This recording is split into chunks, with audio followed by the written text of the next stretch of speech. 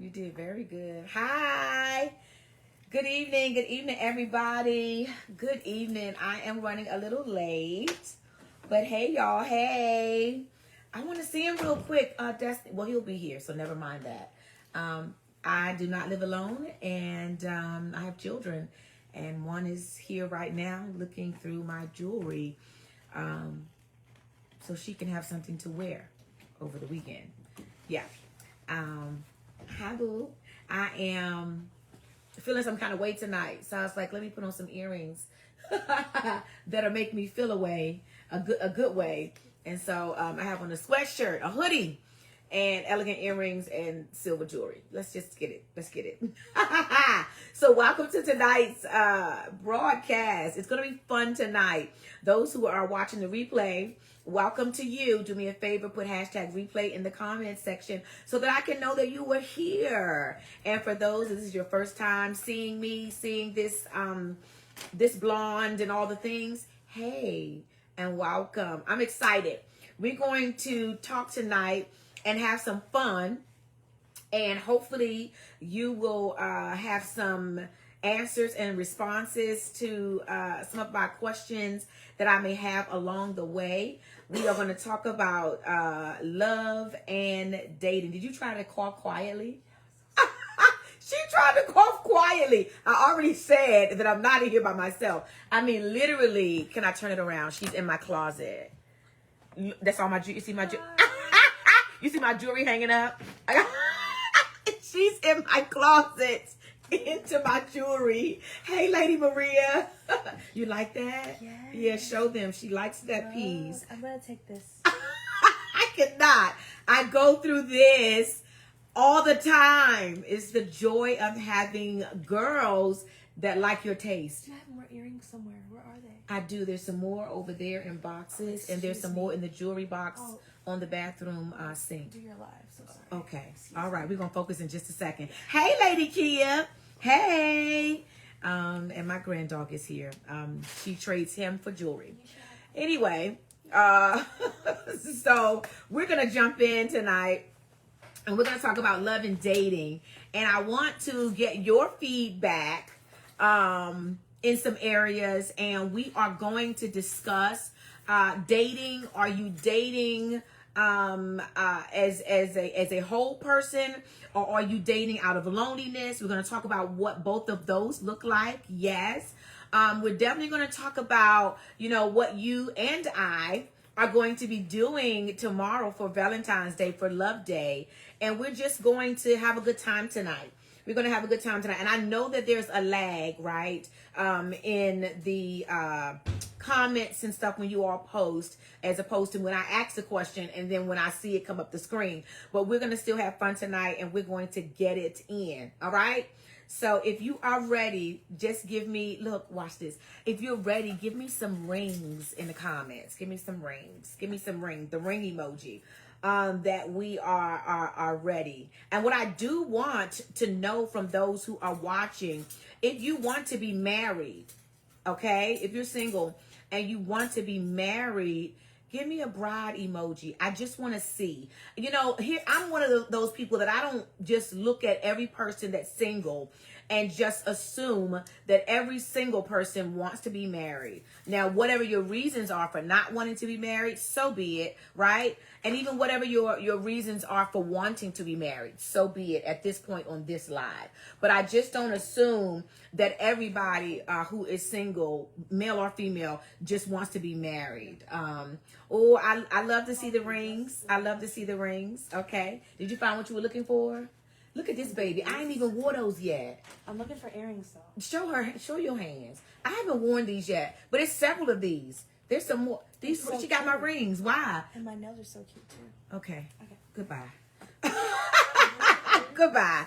Okay, so I see the bride emoji too. I love it. I see it, and I don't think anything is wrong with it. Of course. I guess you guys want to know if I want to be married. And I hear from people that either you want to be married or you don't, or you didn't find earrings. What are you looking for? Sorry, y'all. What are you looking for? Something big and silver. Something big and silver. Yeah, or like shapely and silver. You have like these would be, and to be silver. Yeah, but you have rainbow everything. You don't have silver.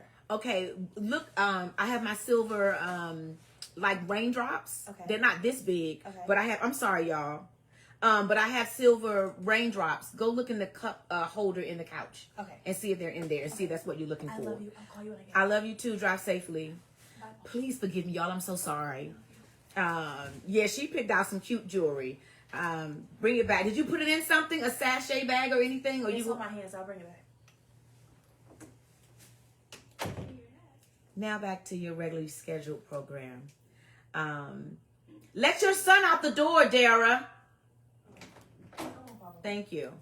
So for me, you know, I've heard people say that, you know, either don't go back and forth, either you want to be married or you don't. Like, you know, I don't know if it has something to do with God not necessarily blessing your want to be married today, but don't want to be married tomorrow, or, you know, that whole indecisive space. I am not indecisive. I can literally, and this is no slight in any way, but I am at a place in my contentment or my fulfillment in as far as my goal in life, where I can take it or leave it as far as getting married. It's not something that's like it's not something that I don't desire, and it's not something that I'm like, oh my God, when, or is he coming? It's more or less like, God, if this is your will, I partner with you, and let's get it in your timing type of deal for me. And I know that there are others that may feel differently or feel like, but either you do or you don't. For me, it's like, I do believe that God is capable, very capable, of giving me a fulfilled life without marriage again, because I was married before, or if it's like, hey, this is my design for your life, and I'm like, okay, well then I want your design for my life. I'm not at a place where if God were to say, I do want you to get married again or whatever, and I'm like, no, I'm not there at all. It's like, okay, God, well, let's get it then, right? But until then, I am very content, and I'm very much enjoying where I am right now. I hope that makes sense. And so I'm not indecisive. I'm just at a place of yes, if it happens, and okay if it doesn't. So that's where I am. But it's not something that I'm necessarily praying a lot into and feeling like, oh my God, I don't know what I would do if I never experienced romance, you know, in a healthy place, or all of the things. I don't have that point of view about it. And so hopefully that explains where I am, since I did not put an emoji of any kind. I don't know what emoji I would have put, but let's go ahead and break into it. So what I do want to do is, some of these things are reminders, because I do think the enemy tries to get us, the single women, with this. And so I do want to reiterate that we are not in a place of punishment. I know that oftentimes we are, depending upon how singleness is presented to you, and depending upon how it's taught to you, how you perceive it, that there's somewhere in you that's like, what is wrong with me that I'm not married? What have I done wrong? What am I not doing right? What is missing about my life? That kind of a thing. And I feel like that's not the case for everybody. I don't think it's a one size fits all. I think that a lot of it has to do with timing. I think that, you know, there are some things that there's a plan that God has for our lives. And I think that we make the mistake of looking at how someone else's love story came together, and we try to fashion or think that our love story will kind of happen along those same lines. And I know this to be true for sure, because when people tell their testimony, if they say something like, well, the minute I stopped asking God about a husband, he came, then most of the women kind of secretly make the decision in their heart, okay, well, I'm gonna stop asking God about mine, and did he come in? So you kind of listen to someone else's testimony, and you're not listening to it for the sake of it just being a blessing to you, or it's a blessing to celebrate someone else's love coming together, but you're listening for the whole point of trying to figure out how they did it, so that you can do something kind of like that. And then your love story will unfold like that, right? And so it's not a one size fits all. I promise you that whatever God has in store for you, right? If you partner with him, obey him, all the things, then whatever he says will be, will be. And I do believe that there are more people that are supposed to be married than there are people that are not called to marriage. I really do believe that. So we're talking about love and we're talking about dating tonight. And I just want to encourage you that this is that if you're not married yet, it's not a punishment. You just need to walk with the Lord to see where his heart is on this matter. And what is it, if anything, that you need to do? And if it's just simply not time, then God, what do I, or how do I spend my energy and my time? What do I put my efforts into if marriage is not today? If marriage is not this year, right? And so it's just a matter of walking with God and it's not as simple as I'm saying it, but it is a matter of walking with God to see where he has you and what he wants for you in this life, because he knows he knows the plans that he has for you. And so you go to God first, and then me or anybody else speaking on this subject matter may be extra or maybe something to come alongside what God has said to you. And yes, God uses people like myself and others that are very much supportive of marriage to speak to you in these areas while you're single. But we have to be careful. I was talking to someone today, and she shared with me a couple of times where she's been asked or something has been sent to her about wife camp or going to something with the singles or whatever. And she's like, what does this mean? Someone was even telling her that she might have a curse, and that's why she's delayed in getting married. Like all of these things. And I was just telling her that sometimes, depending upon how you handle your desire to be married on social media, how you handle your desire to be married on social media, sometimes you can leave yourself to be a target for people who kind of prey, I hate to say it, but prey on the desires of single women to be married. So if a lot of your posts are dear future husband, or if a lot of your post is, when I get my husband, or if your post is, I'm just going to try on gowns this weekend just for the sake of it, or just for, the faith of it, or whatever, then you can unknowingly put yourself out there as a target. You become a target for people that are looking for people to take their courses, that are looking for people to go through their, 7-step, their 7-step program or whatever the case may be. All of the things. And so you just have to be careful that you cover yourself, and that even in your desire and your expression, that you're able to make sure that you're not a target to be used or to be misused or to misappropriate your money into a space because someone has picked up on your desire. Does that make sense? I think that makes sense. If that makes sense, give me some hearts. Give me some hearts if that makes sense. But we have to be careful. It's okay to have our desires. It's okay to even express our desires. But we have to know that the enemy is seeking whom he may devour, clip up, discourage. You know what I'm saying? And sometimes just these social media streets, we have to make sure that we're covering ourselves. Let me just say it like that. We have to make sure that we are covering ourselves. So let's go ahead and jump into, is anyone doing anything for Valentine's Day? Like for Valentine's Day, if you are, I don't care whatever you're doing, if you're spending it with your family, if you're spending it with friends or whatever, if you're doing something and it's like, I'm doing something for Valentine's Day, let me know in the comments. You can use your own emoji, but let me know in the comments. We are going to the movies tomorrow. And then we're going to see what we can get into on Saturday as well.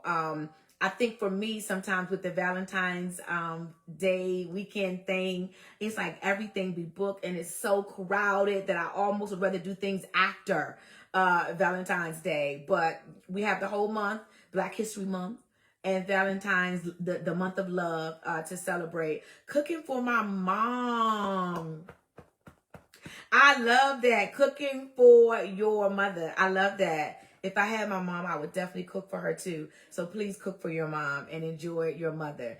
I think what I love is the ability to think outside the box when, if you're not careful, you will definitely feel some kind of way about this time of year because maybe your top focus is romantic love, and you maybe have been engulfed or coached, groomed into really focusing on couple love, and there's so many other kinds of love that are out here that are just as beneficial as romantic love.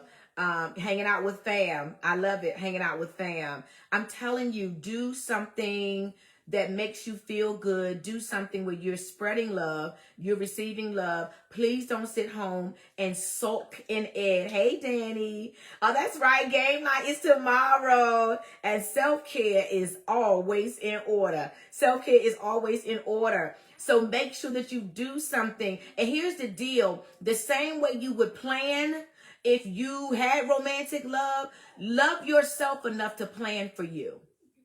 Don't wait until someone significant comes into your life and then you start, okay, we got to plan stuff and I'm looking in January to see what we can do in February. But you are deserving of having a good time and celebrating love on every level, where you can plan ahead, whether it be your outfit, whether it be galentine with other young ladies, whatever. But do not sit home and sulk because you don't have to. Plan ahead and plan something. You deserve for you to plan for you until whomever gets here. And so I think it also shows us what we like, what we value, what we think we deserve. And so then when someone comes and they're like, well, what do you like? How do you usually celebrate Valentine's Day? And you like, I ain't never really celebrated because I ain't had no man.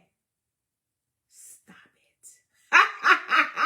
Stop it. You got to be able to say, even by myself, let's see, even when I was single or as a single woman, I always took myself to a 5-star restaurant or a 4.5-star restaurant on Valentine's Day. Like, so he already know, oh, this young lady has been very intentional about how she spends time with herself. And so that teaches him how to spend time with you. So do something, plan for yourself. You are worth the planning. Okay. I do want to ask you all, I have, and I don't say a lot about, my dating chronicles. I've shared them before in a private Zoom, but they're ongoing. I just don't say anything, but they are ongoing. And, most recently I did meet someone and, I was just like, God, why is everybody like 39 and under? I mean, these are like, I want to say young cats. These are like young guys. And I'm like, Lord, like it's never anyone that's 45, 46. It's never anyone that's even 42. But it's like literally 39. I can't even remember the last time it was even 40. But like 36. And I'm like, Lord, you're guilty about not planning for yourself, Danny. Come on, you deserve it. But I am wondering, like, God, what is it about me? You tend to think, like, what is it about me that the older men are not coming to me? I mean, if I do a new set of this right here, this crochet, it's crazy work. It's crazy. I was like, my milkshake don't bring all the boys to the yard. My crochet bring all the boys to the yard. I don't want my milkshake to do that. But I'm like, God, what is going on? And someone was telling me, they were like, maybe it is because you you show up younger than you really are. You show up like full of life. And I'm like, but in the moments, I'm not even saying anything at the time. I mean, they're following me around the grocery store, wherever I am. It's like they don't get to see me like really interact. They may be watching me quietly, but I'm not like how I am right now, right? And it's just like, but these are younger guys, even in the inbox, the messenger, and I'm like this. Why are these guys so young? And so I don't know. I don't know. I don't know. I'm just like, is this too young? My son is 33. You're 39, sir. I don't know if we can do that. But that's where it's been for me for quite some time. So just so you know, they're out there and they're coming, but I'll be like, that's all right. And I think one time I did give my number out knowing good and well I wasn't going to answer the phone. So if you're watching, I'm so sorry. I'm not going to answer it. So anyway, oh my God, I feel so bad. But it was like in the moment, it was like, let me not be rude. Let me give him my number. Then I thought about it. I was like, this man is not even 40 and his daughter is 8. All my children are grown. Grown and almost gone. So I was like, I'm not going to do it. So y'all pray for me in these dating streets because it is real out here. I can't say that I've had any necessarily bad experiences because I have not been interested enough to go out with anyone. And so I haven't done that. But rest assured, if and when it happens, you will not know until the day before the wedding. So y'all pray for me as I pray for y'all in these single streets, okay? Let's go into dating for a second. Let's go into dating really quickly. Dating on purpose. I really want to talk about that because you have some women who they want to date and they don't mind dating, yes. Then you have other women who are serial daters. I've talked to those too. And then you have other women who they are not wanting to date at all. They just want to meet that one person, whoever that person is, date that person, get engaged to that person, get married to that person. I hope that's not you. It don't even matter. It doesn't matter.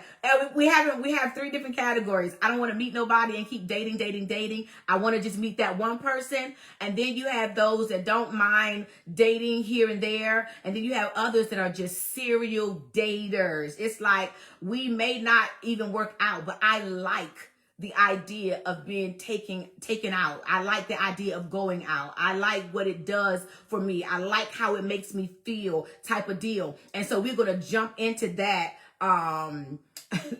Look, hit the grocery store. We're going to jump into that really quickly. What I do want to talk about is dating from a place of wholeness and then dating from a place of loneliness. And I want to talk about first the signs of someone that's dating from a place of loneliness, right? And a lot of times people that are dating from a place of loneliness, it's almost like they'll kind of go out with whomever. They're not necessarily interested to some degree, but it's more or less like he asked, and so this will be an easy free dinner if he's paying, or this will be just something to do type of deal, but there's not really a target. You're not really it's like no matter who asks, you're just going to go out because you love to go out. You are getting something from going out. It's almost like you are getting some type of high or some type, like your pleasure center is being tended to as far as these dates are concerned. And so you love the taking the numbers. You love being on, and this is no shade. You know, we listen and we don't judge. You love to be on the apps, the dating apps. And in some regards, the dating apps are maybe even a place of a lack of focus because you're distracted being excessive on the dating apps. But these are people who are dating maybe out of loneliness or maybe out of, well, it feels good to be desired, or it feels good for someone to want to take you out. It feels good for someone to want to spend money on you. You got to make sure that you're not serial dating because you are filling voids, that you're filling a void in your life. I'm going to tell you something. I'm going to be very serious. Where I have seen it where women have dated that way until they got married. And even after they got married, they definitely, if they did not experience infidelity, they were definitely highly tempted in that place of infidelity. Because if you're not careful about what gets you high while you're single, because you're not dealing with certain places in you that God wants to deal with, those places are still undealt with when you get married. And if that man or the husband that you married cannot produce the level of high that you were accustomed to, or that you got accustomed to when you first met him, when that honeymoon stage is now over, right? When that honeymoon stage is now over, then you get tempted to go search for that high, even though you are married. And in your mind, married was what was supposed to save the day from all the serial dating. So you have to make sure that you're not dating out of loneliness. Because if you're dating out of loneliness, you're gonna be a heartbreaker. You're gonna hurt men's hearts, where men are serious about you and they're serious about pursuing you. But for you, now that it's time to get down to the nitty-gritty in dating, and maybe even the honeymoon stage or the flutter of that particular interaction has now weaned a little bit, because now it's time to talk about like real issues and real things. And now you're ghosting them, or you're no longer interested because you were only using that man for the high. And so you have to make sure, we always talk about, men ghosting women, but women can do the ghosting too, especially if your original intent was just to fill a void. So you have to be careful and be honest. And not only that, you're going to have to answer to God for that. Let me be honest. God sees and he knows the intent of the heart. And so you have to make sure that you are not out in these dating streets out of loneliness and out of desperation. Loneliness and desperation can go hand in hand. And so you just here to be here. You just in his face for that high. He said, like my outfit, that kind of and you sucking it all in. He said you're beautiful. Oh my God, he said you smart. So all of the things that you talk about at the table that night, and he held my door for me, like all of the things, and in the moment is so much better than being lonely. In the moment is so much better than feeling unwanted or feeling like, oh my God, single again for another year. It feels better than those places or those things. And so you end up using or misusing even men. Women are guilty of it too. And so we have to make sure that we are careful not to look for the high. And in the same regard, we are ignoring a very real place in us that needs to be dealt with. One of the other things that you do if you date out of loneliness is you tend to lower your standard after a while. And I know sometimes our standards may be not necessarily too high, but not realistic. There's a difference. There's a difference in having a high standard, right? But at the same time, being realistic with your standards. So you don't bring down certain standards. You just make sure your standards are also realistic. They're not over in La La Land. They're not over in Dream World. Does that make sense? Where your standard is your standard, but make sure it's realistic. Make sure your standard is realistic. I know that someone was saying at one time, your significant other may not look the way that you thought your man should look, or whatever the case may be. That may be true.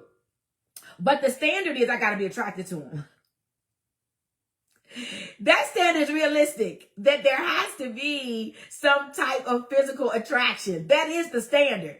So the standard may be superficial or non-realistic if he's got to be this tall, he's got to be this broad, he's got to be this color, he's got to be this shade, he's got to be this, the shoulders got to be like this, and that may be unrealistic. However, the standard, which is realistic, is he has to appeal to me. He has to appeal to me. I can't see him and want to pop the balloon.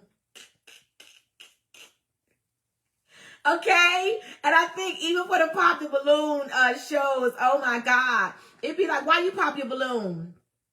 Because I ain't like her toes. Whoo! Woo, are you serious? It could have been a really, really, really good woman, right? But that one piece right there. So definitely there has to be some aesthetics that is pleasing to you, but then at the same time making sure that even what's pleasing to you is realistic, that your standard for what a person looks like is realistic. Even realistic meaning there are certain things I do not like. However, these are things that are changeable. So let me go ahead and let them take me out. The stuff I don't like, these are things that are changeable. I can change I may can influence or encourage, him to change how he dresses. Sometimes when you get with the one, right, there's an upgrade. And sometimes that upgrade is in wardrobe. They may not have known they could dress that way, or they didn't even think to even dress that way. They might have been a plain Jane, but she got nice curves. So then he can show up, baby, what about this? So making sure that the standard is realistic. So it's not lowering the standard, but making sure the standard is realistic, and then making sure that when you're out on these dates, that you're looking at things that are also changeable. What's not changeable is the core of a person.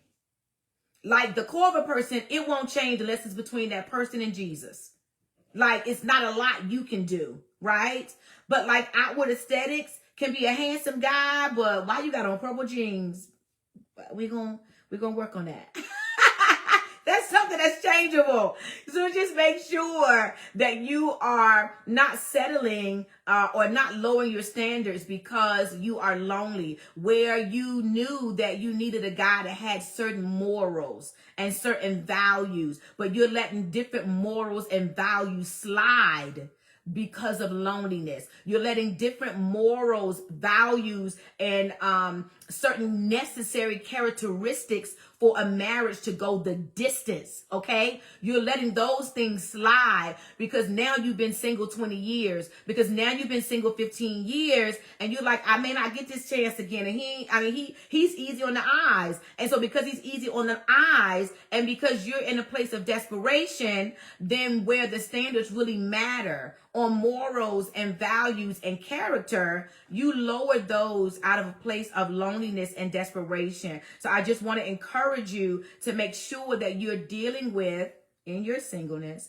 that you're dealing with the different voids that God may show you are in your heart and in your life, so that you will not miss God because you have moved out of timing and you have lowered your standards because you got tired of waiting, feeling like the time is drawing near, and my ovaries, Jesus, my ovaries, and all of the things that we go through as women, that we experience as women. I do want to also encourage you, this will not be long tonight. I know that people say to understand that you're the prize, but I believe that God gives prizes both to the man and the woman, right? So not only knowing that you are the gift, right? But even the man is the gift as well. And so I feel like that there needs to be an element of I'm worthy, right? I'm worthy, but then there's somebody else out there. Men are now learning that they are worthy as well, and we can both be the prize. I think that we have to be very careful with that statement. Like, I'm the prize. Like, he can just, you should be honored. No, we both should be honored that God looked on us and looked on our desire to have a mate, to be with someone and to build with someone, that he would put us together. And so we are both each other's gift. And that way you can see and continue to respect men and see them as they are worthy as well. And I hope that makes sense, because a lot of times it's like the woman is the prize. But I do believe that a man of God is a gift from God. Hello, a son of God is a gift from God. And so just being able to see that mutual worthiness and respect for him that you see for your own self. And so I hope that even helps, okay? My last thing is, I really don't think it's safe in the dating space. I don't think it's safe to date and your spiritual life is not at a certain place. It is very dangerous to me, my opinion, to date and your spiritual life It's not at a certain place. This goes back to the lives that we have done the last two days, and maybe even some that we did last week, where even your dating experience to me is only as good and as healthy as your prayer life and your life in the Word. Because what you can't pick up and detect as a woman, and what red flags you can't see because he's so fine, and what warnings maybe, or what warnings to slow down, right? Or even what even signs that you should move forward, full throttle, right? You can't see these things always in the natural. Sometimes our emotions get the best of us. Our feelings get the best of us. And we can be moved by those. But if you have a prayer life and a life in the Word that is healthy, then you can discern where feelings will fail you. You can discern, you can sense. That, to me, that gives us the advantage. We, as the believer, we have the advantage, and we can literally avoid heartbreak that we probably couldn't have avoided or didn't avoid when we were out there in these streets. We was, right? Before this BC, before Christ. But we have the advantage now as women of God, right? And so where in your feelings you would want to lower your standard, but your spirit man is like, absolutely not. Don't do it, right? Or the Lord will be able to warn you and give you visions, dreams, even your counsel. But I believe that your dating experience is only as good as your life in the Word and your spiritual life, your life in prayer, your life in worship, your life in intimacy with God. That way you don't have to feel your way around. Ooh! That way you don't have to feel your way around. You don't have to. Well, how do you feel? Everything is not based on how you feel, because sometimes you might be like, I'm not feeling anything right now. But then the Lord can direct you, sis, keep going. This is it. Because everything, here's the deal, and it goes back to what I said in the beginning. Everything is not about whatever idea you have in your mind as to how, I don't know who I'm talking to, as to how you and this man are going to meet. Sometimes we have an idea of how we want to meet. We think it's going to be at a restaurant. Some people think it's going to be at church. Other people think it's going to be on the plane. Other folks think it's going to be on the job. I don't think one way or the other, because I don't want to put God in a box, and I don't want to me, it's like, you take yourself on this fantasy ride or this imagination where your imagination just runs wild in these particular areas. And so you don't even give God a chance to just make it happen organically the way he wants to do it. You've got some that don't believe that you should find your husband on the dating apps. So then, because that's how you feel, then you need discernment to say, although you feel that way, God is moving me to get on an app. Like, you've got to be able to discern. I hope that's making sense. And so it's like the best thing that I can tell you to do in your singleness, even while you're dating, it's okay to go out with more than one person, not at one time, but in the same year. It's okay to go out with more than one person as long as things are not serious, or if things start to get serious with one person, let that person know, hey, I'm also seeing such and such. You ain't got to tell their name, but you know what I'm saying? Also seeing somebody else, just keeping everything out front. But even with that, just being in a space where you are used to hearing the voice of God, you know what God's voice sounds like for you. You're used to the promptings of God. You're used to being sensitive to the promptings of the Lord, and you're in your word, and you know God's character because you have studied him. As far as studying his word, that when you are dating, that you are leaning and depending on God more than you are what you feel. even with the whole thing of I don't like apps or whatever, dating apps. I don't think they're of God, or I don't think that that's where how I'm gonna find my husband, or whatever the case may be. But you've got to be able to hear God say, Danielle, I'm just example. Don't quote me, y'all. Just an example. Danielle, it's about that time for you to be that you would enter into the season of marriage, and I need you to do A, B, and C by at the end of 2025. And it's like, it may not make any sense to you. Well, why would I do A, B, and C? I'm already doing this. I'm already doing that. And there are no prospects, or whatever it is that we do to try to make sense with our logic, what God is saying about a particular thing in our lives. Again, when you do it that way, you have to remember scripture. Get in your word. Lean not to your own understanding. You cannot make these moves in your own understanding. Don't trust your own understanding and your own logic above your relationship with God and his ability to direct your path. So let him direct your path. And I think it makes it so much easier. It's already hard enough when we are declaring that there is P in the dating pool, and when we're already saying that we have more men than we have women, and the men are not coming out to the game nights, and the mixers and all of these other things. We have all of these natural realities that are there, but even the spirit realm is more of a reality even than the things we see with our natural eyes. And here's the deal: it may be 6 men to every 1 woman, but I mean it may be 6 women to every 1 man, but it's like, well, I only need 1 man. Like, it's like it's nobody out here. I mean, all the men, I just need the 1 man. I don't need 3. You just want 1.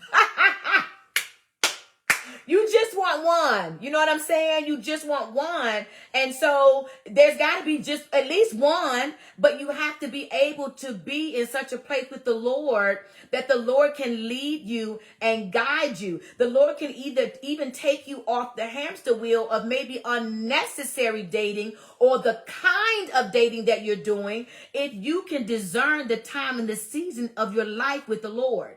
So you can spend your energy and your time and your investment in where the Lord is on your life right now, knowing and trusting that when it's the time for marriage, he'll speak to you and you'll move accordingly. And so sometimes we are spinning our wheels maybe for 3 years, thinking this year the year. And not because God has said it, but because you want it just that much that you're like, this year's my year. I put amen in the comments under a post on IG, and I believe I receive. I grabbed it out the sky, all of the things out the air, all the things that we do because this is something that we want, and we want it bad, right? Or we want it, I won't say bad, we want it a lot.